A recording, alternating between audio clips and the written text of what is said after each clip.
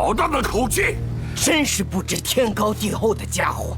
ဒီနေ့မှာတော့အရှင်မူချန်အပိုင်း31နဲ့32ကိုဆက်လက်ပြီးတင်ဆက်ပေးသွားပါမယ်။မူချန်ကိုလိုက်ဖမ်းနေတဲ့လူ3ယောက်ဟာသူရှိနေတဲ့နေရာကိုရှာတွေ့သွားကြပါတယ်။ရဲချန်နယ်နဲ့ချူချီဟာမူချန်ကိုကူညီပေးဖို့နောက်ကနေလိုက်သွားဖို့လွတ်လိုက်တုန်းမှာညံစံလုံးနဲ့အရှင်တစ်ခုကသူတို့နှစ်ယောက်ကိုကြော်တက်သွားပါတယ်။ဘလူးလဲဆိုပြီးလှမ်းကြည့်လိုက်တဲ့အခါလော်လီဖြစ်နေမှန်းသိလိုက်ရလို့သူတို့လည်းနောက်ကနေလိုက်သွားကြပါတယ်။မူချန်ကိုရှာတွေ့သွားကြပြီဖြစ်လို့တိုက်ခိုက်ဖို့လုပ်လိုက်တဲ့အခါခရမ်းရောင်ဓာတ်ပြန်တစ်ချောင်းရောက်ရှိလာပြီးအဲ့ဒီလူ3ယောက်ကိုတားဆီးလိုက်ပါတယ်။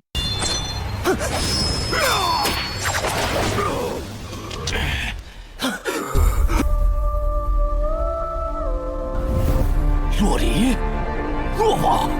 လော်လီဟာဝိညာဉ်နယ်မြေလေ့ကျင့်ရေးနောက်ဆုံးအဆင့်မှာကလေးကကောင်းကင်ပေါင်းဆက်ခြင်းအဆင့်ကိုရောက်နေခဲ့ပြီးသားဖြစ်လို့အဲ့ဒီလူ3ယောက်ပေါင်းတိုက်မယ်ဆိုရင်တောင်သူမအတွက်ပြိုင်ဖက်မဖြစ်နိုင်ပါဘူး။အဲ့ဒီလူ3ယောက်ဟာလည်းအခုကိစ္စနဲ့ပတ်သက်ပြီးလော်လီရဲ့မျက်နှာကြောင့်မူချန်ကိုရှော့ပေးလိုက်တော့မယ်လို့ပြောပြီးထွက်သွားဖို့လှုပ်လိုက်တဲ့အခါလော်လီကတားထားလိုက်ပါတယ်။သူတို့ကတော့လော်လီပြဿနာရှာတော့မယ်ထင်ပြီးလန့်သွားခဲ့ကြပြီမဲ့သူမကတော့အခုမူချန်နဲ့ဖြစ်နေတဲ့ပြဿနာကြားထဲသူမဝင်ပါမှာမဟုတ်တဲ့အကြောင်းပြောဆိုလိုက်ပြီးမူချန်ကိုယ်တိုင်ဖြစ်ရှင်းဖို့အတွက်စောင့်ခိုင်းထားလိုက်ပါတယ်။ အဲ့ဒီနောက်မှာတော့ချူချီနဲ့ရက်ချန်လင်အပါအဝင်နောက်ကလိုက်လာကြတဲ့လူအုပ်ကြီးဟာလည်းရောက်လာပါတယ်။ဒါကြောင့်လော်လီဟာမူချန်ကိုဘယ်သူမှနောက်ဆက်မပေးရလေအောင်ကောင်းကင်ပေါင်းဆက်ခြင်းအစင်ရဲ့ဖိအားကိုထုတ်တုံးလိုက်ပြီးချိန်ချောက်ထားလိုက်ပါတယ်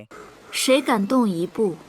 就与他们一般。 ။နောက်တော့မူချန်ရှိတဲ့နေရာစီတွားလိုက်တာကြောင့်ချစ်သူနှစ်ဦးပြန်လည်တွေ့ဆုံသွားကြပြီပဲဖြစ်ပါတယ်။မူချန်ကတော့သူ့ရဲ့စိတ်ဝိညာဉ်ပင်လယ်ထဲမှာပဲရှိနေသေးတဲ့အတွက်လော်လီရောက်နေတာကိုမသိသေးပါဘူး။ ကျိုယုံငှက်မလေးနဲ့တွေးကြောဆက်တဲ့ချင်းကိုအောင်မြင်မြင်ပြုလုပ်လိုက်နိုင်ပြီးနောက်မှာတော့မူချန်တတိပြန်ရလာခဲ့ပါပြီ။မျက်လုံးပုတ်ပွင့်ချင်းမြင်လိုက်ရတာကသူရန်တွေးချင်နေတဲ့မျက်နှာလှလှလေးဖြစ်နေလို့ထင်အောင်ထင်မှားဖြစ်နေတယ်လို့ပဲယူဆလိုက်ပါတယ်။လော်လီသူ့ကိုခေါ်လိုက်တဲ့အယူလေးဆိုတဲ့စကားတန်ကိုကြားလိုက်ရပြီးမတက်ထရလိုက်တာကိုမြင်လိုက်ရတော့မှတကယ်အစစ်မှန်ဆိုတာကိုသိလိုက်ရပြီးဟန်တော်မဆောင်နိုင်တော့ပဲပြေးဖက်လိုက်ပါတယ်။အဲနောက်မှာတော့ရှောင်းလီလည်းပြီးတော့မှမဟုတ်တဲ့ကိစ္စတွေကိုဖြေရှင်းဖို့ရောက်လာတဲ့လူအုပ်ကြီးကိုရင်ဆိုင်လိုက်ပါတယ်။ အဲ့ဒီထဲကမှသူ့ကိုတဲတဲမဲမဲလိုက်ဖမ်းနေတဲ့လူ3ယောက်ကိုစိန်ခေါ်လိုက်တဲ့အခါကောင်းကင်အဆင့်တာရင်နှက်ကောင်ရဲ့အမြူတွေကိုစုပ်ယူပြီးတာတော့မှနဝိညာဉ်အလေလက်စက်မာတာရှိနေသေးတဲ့မူချန်ကိုဝိုင်းပြီးဟားတိုက်ဆောင်ပြောင်ကြပါတယ်။မူချန်ကတော့တီတီငင်ငင်နဲ့ပဲနဝိညာဉ်နှောက်ပိုင်းအဆင့်ရှိတဲ့အဲ့ဒီလူ3ယောက်စလုံးကိုတပြိုင်တည်းတိုက်ခိုက်ဖို့ဆင်ခေါ်လိုက်ပါတယ် 好大的口气！真是不知天高地厚的家伙。我们一起上！ ။အဲ့လိုနဲ့3ယောက်1ယောက်တိုက်ခိုက်နေကြတာတော့မှမူချန်ဘက်ကအရေးတာနေခဲ့ပါတယ်။အဆင့်ကျော်ပြီး3ယောက်1ယောက်တိုက်ခိုက်နေတာတော့မှဘာလို့အရေးတာနေရလဲဆိုရင်ကျိုယုံငှက်မလေးနဲ့တွေးကြောပေါင်းစည်းမှုပြုတ်လုသွားပြီးတော့သူမရဲ့စွာတချို့ကိုလည်းမူချန်ကငှားယူနေစရာမလိုတော့ပဲကိုပိုင်အဖြစ်ဓာတ်ရိုက်အသုံးပြုတော်နိုင်လို့ပဲဖြစ်ပါတယ်။မူချန်ဟာတိုက်ပွဲကိုအဆုံးသတ်ဖို့အတွက်ဝိညာဉ်ကျိတ်တွေပြုတ်လွှတ်လိုက်ပြီးအစီရင်တစ်ခုတိစောက်ဖို့လုပ်လိုက်ပါတယ်။ဝိညာဉ်ကျိတ်တွေအများအပြားပေါ်ထွက်လာတာကိုမြင်လိုက်ရတော့အစီရင်တိစောက်လို့မရအောင်အားကုန်ထုတ်သုံးပြီးတိုက်ခိုက်ကြပါတော့တယ်။ဒါပေမဲ့မူချန်ဟာနှလုံးသားအစီရင်ကိုကျွမ်းကျင်နေပြီဖြစ်လို့ခက်မြက်မြန်ပဲတိစောက်ပြီးစီးသွားပါတယ်။မူချန်တိစောက်လိုက်တဲ့အစီရင်ကချူချီရှုံကြီးအနေနဲ့ပေးခဲ့တဲ့ငကားစင်အစီရင်ပဲဖြစ်ပါတယ်။ 无相镇压！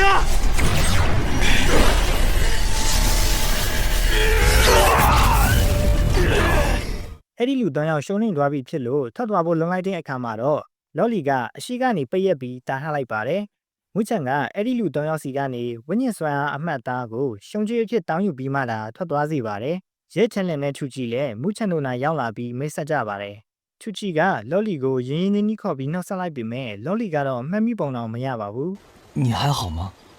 我们认识吗？我叫楚奇，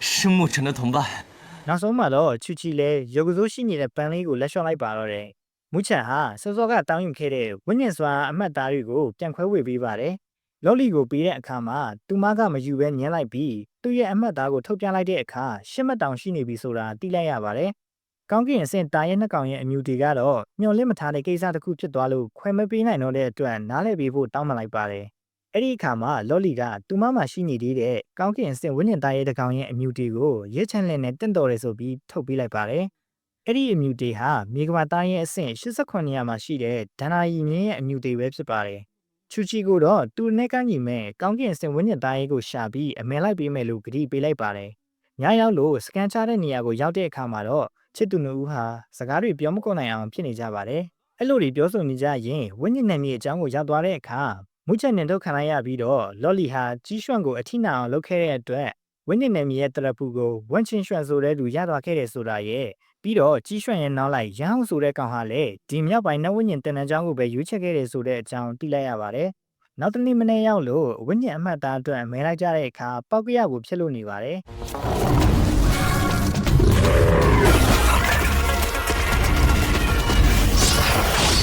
မူချန်နဲ့လော်လီဝင်ကူပြီးဖြည့်ရှင်းပေးလိုက်မှပဲချူချီအတွက်ကောင်းကင်ဆင်ဝဉ္ဉ္သားရဲ့အညူတီကိုရလိုက်တယ်လို့ဆွေရနဲ့မောလင်လည်းအနှိမ့်ဆုံးဝင်ခွင့်ရမှတ်၄မှတ်ကိုစုဆောင်လိုက်နိုင်ပါတယ်။အဲ့လိုနဲ့နောက်ဆုံးပန်းလိုက်ဖြစ်တဲ့နေရာကိုရောက်လာခဲ့ပါတယ်။အဲ့မှာရှိတဲ့ရွှေပြောင်ရေးအစီရင်ကိုစင့်ခေါ်ဖို့ဝဉ္ဉ္စွာအမှတ်သား၈မှတ်အထိရလာတဲ့လူ၃ယောက်ဟာသူတို့ရဲ့ဝဉ္ဉ္စွာတွေကိုထည့်သွင်းပြီးစင့်ခေါ်နေကြပြီမဲ့ဘလို့မှစင့်ခေါ်မရဖြစ်နေပါတယ်။ဒါကြောင့်ဝဉ္ဉ္စွာအမှတ်သား၉မှတ်ထိရရှိထားပြီးဖြစ်တဲ့လော်လီစင့်ခေါ်လိုက်တဲ့အခါမှာပဲရွှေပြောင်ရေးအစီရင်တည်ရှိတဲ့ပေချန်နန်းတော်ပေါ်လာပါတယ်။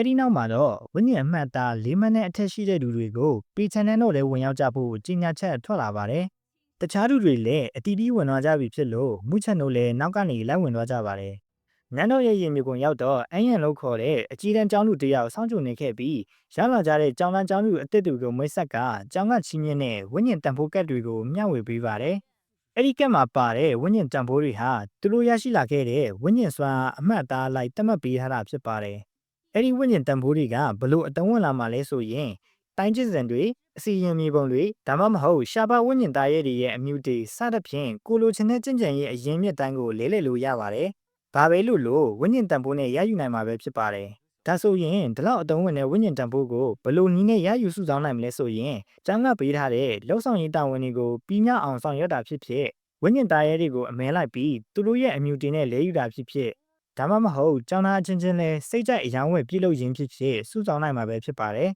学姐，我们什么时候才能进入北苍陵院啊？ ကျောင်းထိမဝင်ခင်နောက်ဆုံးအထူးစံတက်ချက်အနေနဲ့ဝဉ္ဉ္စွာအမှတ်သား9မှတ်နဲ့အထက်ရထားတဲ့ကျောင်းသားအစ်စ်တွေဟာအရင်လိုမျိုးကျိုးစိုးရေးမှာပါဝင်တဲ့အကြီးတန်းကျောင်းသားတွေကိုကြပန်းမင်းနိုင်ပြီးရှင်းပြနိုင်မှာပဲဖြစ်ပါတယ်။မကြံချင်လည်းရပြီမဲ့တကယ်လို့ဝင်ပြိုင်ပြီးနိုင်သွားခဲ့မယ်ဆိုရင်တော့ဝဉ္ဉ္တန်ဖိုးအမှတ်9000တောင်ရမှာပဲဖြစ်ပါတယ်။လက်ရှိမှာမူချန်ရလာတဲ့ဝဉ္ဉ္တန်ဖိုးက1100ဖြစ်တယ်လို့လော်လီကတော့9000ရထားပါတယ်။တခြားစံတက်ရည်နယ်မြေတွေမှာလည်းအကြီးတန်းကျောင်းသားတွေကိုအနိုင်ရရှိတဲ့လူတွေထွက်ပေါ်လာခဲ့ပြီဖြစ်လို့မူချန်နဲ့လော်လီလည်းရှင်ပြန်ဖို့ပါဝင်လိုက်ပါတယ်။သူတို့နှစ်ယောက်အပြင်ရဲချန်လင်ချူချီနဲ့နောက်ထပ်ကျောင်းသားတစ်ယောက်လည်းပါဝင်လာပါတယ်။သူတို့9ယောက်မဲနိုင်ကြတဲ့အခါမူချန်ရဲ့ပြိုင်ဘက်ကအန်ရန်ဖြစ်နေပါတယ်။သူမဟာကောင်းကင်ပေါင်ဆက်ခြင်းအဆင့်ရောက်နေပြီးသားလူဖြစ်လို့မူချန်လိုနဝဉ္ဉ္အလေလက်အဆင့်ကျောင်းသားလေးဟာသူမအတွက်ပြိုင်ဖက်မဖြစ်နိုင်ဘူးလို့ယူဆတဲ့အတွက်တန်းပြီးတော့အရှုံးပေးလိုက်ဖို့တာပြောပါတယ်“那你自己放弃吧。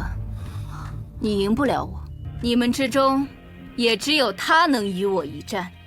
မူချန်ကတော့သူ့ရဲ့ပြိုင်ဘက်ဟာဘယ်သူပဲဖြစ်ဖြစ်အနိုင်ရအောင်လုပ်ဖို့ဆုံးဖြတ်ထားတာကြောင့်ရှင်ပြိုင်ဖို့တာရွေးချယ်လိုက်ပါတယ်။အဲ့လိုနဲ့သူတို့9ယောက်စလုံးလေဟာနဲ့ပြန်ခွင့်အတီးတီးစီကိုဝင်ရောက်သွားကြပါတယ်။မူချန်ကတိုက်ပွဲဆဆချင်းမှပဲဝရစိန်ဗိုလ်တပ်လက်ကိုထုတ်တုံးပြီးတိုက်ခိုက်လိုက်ပါတယ်။ဒါပေမဲ့အန်ရန်ရဲ့ဝဉ္ဉ္ဖြုတ်ကွင်းလှန်ကအတားအရာလေးပဲခြေဖြတ်ပစ်လိုက်ပါတယ်金刚无徒手，破灵之枪。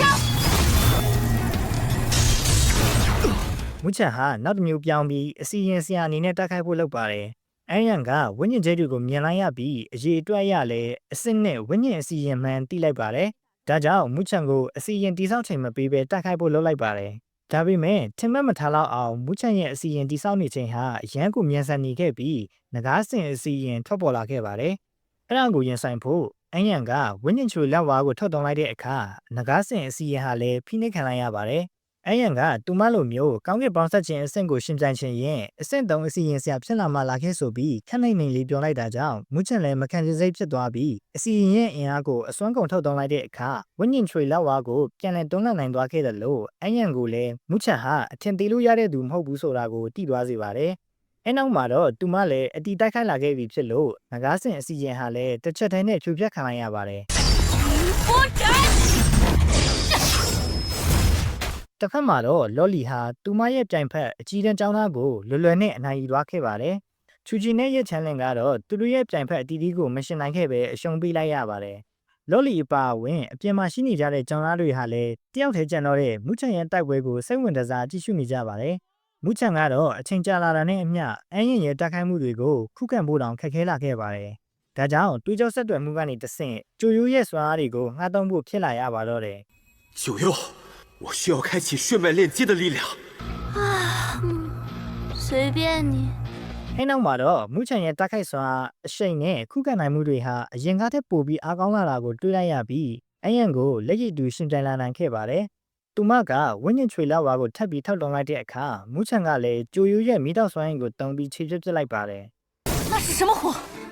竟连灵力都能燃烧！ ။အယံကမူချန်ကိုအနိုင်ယူခြင်းရင်ဒီထက်ပိုပြီးအလေးနှလုံးမရတော့မယ်ဆိုတာကိုသဘောပေါက်သွားပြီးသူမရဲ့ဝင်းညင်သားရဲကိုဆင့်ခေါ်လိုက်ပါတယ်။အဲ့ဒီဝင်းညင်သားရဲဟာမြေကမ္ဘာသားရဲအဆင့်65နေရာမှာရှိတဲ့မြောက်ပင်လယ်ရွှေအစင်ကြားလင်းယုံဖြစ်ပါတယ်။မူချန်လည်းအဲ့ဒီဝင်းညင်သားရဲကိုရင်ဆိုင်ဖို့အတွက်ကျိုယိုရဲ့သားရဲခန္ဓာကိုထုတ်သုံးလိုက်တဲ့အခါရွှေစင်လင်းယုံလည်းကြောက်ပြီးနောက်ပြန်ဆုတ်သွားပါတယ်။မကြောက်လို့လည်းရမလားကျိုယိုကမြေကမ္ဘာသားရဲအဆင့်မှာနံပါတ်7လေ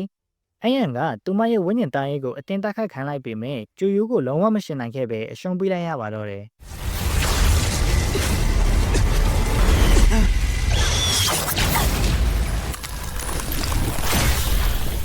အဲ့နောက်မှာတော့မူချန်နဲ့လော်လီဟာဝင်းညင်တန်ဖိုး9000စီအတီးအတီးထပ်မံရရှိသွားကြပါတယ် 沐晨哥哥赢了！沐晨真厉害啊！ ။စိန်ခုံမှုပြိုင်ပွဲရဲ့အားလုံးပြီးဆုံးသွားခဲ့ပြီဖြစ်လို့ကျောင်းသားတစ်တွေကိုရွှေ့ပြောင်းရေးအစီအရင်တဲကိုဝင်ဖို့ခေါ်လာလိုက်ပါတယ်။သူတို့တွေဝင်သွားလိုက်ကြပြီးတဲ့အခါမှာတော့အရန်ကိုလှပလွန်းတဲ့မြောက်ပိုင်းနှဝင်းညင်တန်တန်းချောင်းကိုရောက်သွားခဲ့ကြရင်အရှင်မူချန်အပိုင်း31နဲ့32 storytelling video တင်ဆက်မှုကိုဒီမှာပဲရန်နာလိုက်ပါတယ်။